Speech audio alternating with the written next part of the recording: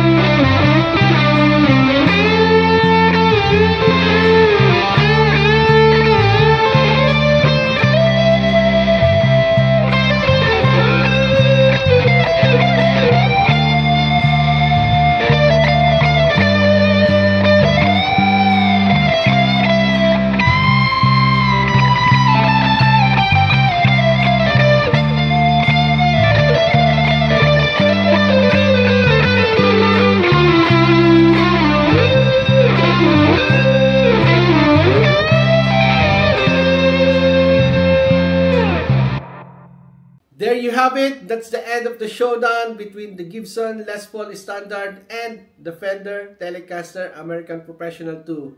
Which one did you like more? Let me know in the comment section below. I'd like to hear what you think. If you like this video, give it a thumbs up, subscribe, hit the bell so you don't miss my next video. Thanks for watching. See you next time. Bye-bye!